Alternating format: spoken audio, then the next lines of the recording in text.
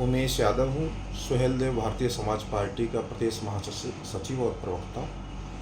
घोसी के उपचुनाव में अपनी प्रतिभागिता करने आया हूँ और इस समय मैं मऊ के कार्यालय में उपस्थित हूँ।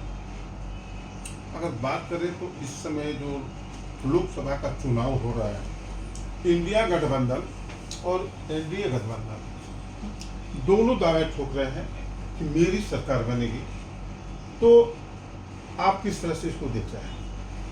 देखिए, मैं विगत कई दिनों से घोसी लोकसभा क्षेत्र में लगातार सारी विधानसभाओं को देख रहा हूँ, वहाँ पर गांव गली घूम रहा हूँ।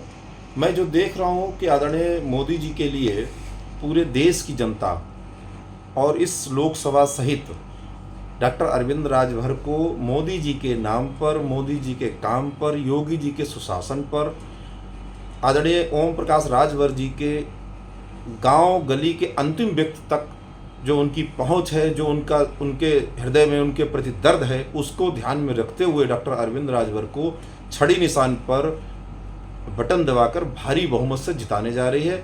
और जहां तक आपका प्रश्न का उत्तर मैं दे दूं कि इंडिया गठबंधन वाले पिछले 10 वर्षों से लगातार यही सपने देख रहे हैं। प्रत्येक चुनाव में समाजवादी पार्टी कभी बुआ और बबुआ की संगत बनाती है, कभी 2017 में 2 लड़कों की जोड़ी छत पर खड़े होकर हाथ हिलाती है।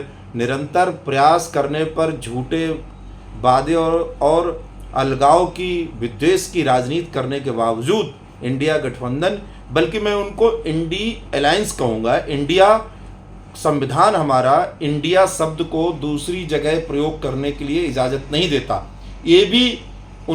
ये अराजकता है। जिस तरीके से वो अपने अलायंस को इंडिया कहते हैं, मैं उनको इंडी अलायंस कहता हूँ। उनके सपने चूर चूर हो जाएंगे और निश्चित उनके हाथ कुछ लगने वाले नहीं है। देश के यशस्वी प्रधानमंत्री आदरणीय नरेंद्र भाई मोदी जी तीसरी बार देश की बागडोर संभालने जा रहे हैं।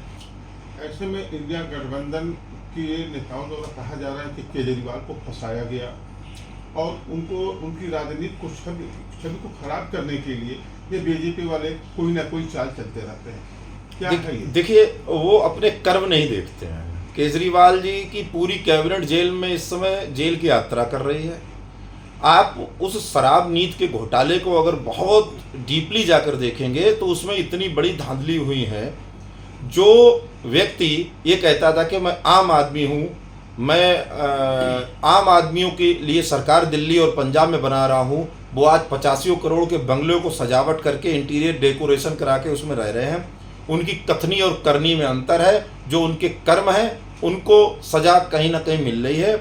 और अरविंद केजरीवाल के विषय में यदि आप प्रश्न करना चाहते हैं तो मैं निश्चित रूप से कहूँगा कि उनका और उनकी पूरी कैबिनेट का शराब नीति घोटाले में बड़ा धांधली का रोल रहा होगा और आने वाले समय में माननीय न्यायालय उनको जरूर दंडित करेगी। जिस तरह से विपक्ष बार बार अटैक कर रहा है बीजेपी की ये जब हम लोगों की पार्टी खड़ी हो रही है तो ये तोड़ फोड़ की राजनीति बीजेपी वाले करते हैं। हमारा जिस तरह से बिहार को हम उठा लें, चाहे दिल्ली को उठा लें, तो ये कहीं ना कहीं ममता बनर्जी को ये केवल हम लोगों में फुटमत का काम करते हैं। वोट डालो, राज करो की राजनीति चल रही है। ये विपक्ष की कमजोरी की निशानी है ना। आप में कहीं कोई कमी होगी तभी आपको छोड़ के लोग जा रहे हैं। आप अपने आप को इकट्ठा नहीं कर पा रहे हैं। आप अपने लोगों में आपस में सिर फुटब्बल है। वहां पर 33 प्रधानमंत्रियों के चेहरे हैं तो आपस में उनकी महत्वाकांक्षाएं टकरा रही हैं। इसलिए वो अपने अपने हितों को नहीं देखते हैं तो इधर उधर भागते हैं और आरोप एनडीए पर लगाते हैं, आदरणीय मोदी जी पर, अमित शाह जी पर लगाते हैं।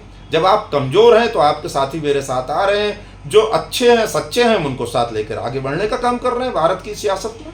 आप लोग सीबीआई और ईडी के डर के मारे उन लोगों को डराते हैं और उनकी यहाँ जांच कराते हैं, तो ये कहाँ तक न्याय? ये ईडी और सीबीआई के जो उल्हाना देने वाले और रोने वाले लोग हैं, ये भूल जाते हैं कि कांग्रेस गवर्नमेंट में श्रीमती इंदिरा गांधी जी जो उस समय देश के वर्तमान प्रधानमंत्री थे, उन्होंने पूरे आधे देश को जेलों में विपक्ष के नेताओं को डाल दिया था। ऐसे लोग थे जो 2-2, 3-3 साल जेलों की यात्रा करके आए, जो बेचारे बिल्कुल सीधे सच्चे लोग थे। उन्होंने भी इस राजनीति की विषम त्रासदी को झेला और जेल की यात्राएं की। वो लोग ईडी और सीबीआई के उलाना देते, शर्म आनी चाहिए ऐसे विपक्ष के लोगों को। आजमगढ़ में अखिलेश आए थे, उसी दौरान मंच पे दुर्गा यादव को हटाते नजर आए। देखिए, ये उनका चाल चेहरा चरित्र है, ये उनके संस्कार हैं। जितना वो जानते हैं, जो करते आए हैं, वरिष्ठों का अपमान करते आए हैं। शिवपाल सिंह यादव जी आज बेचारे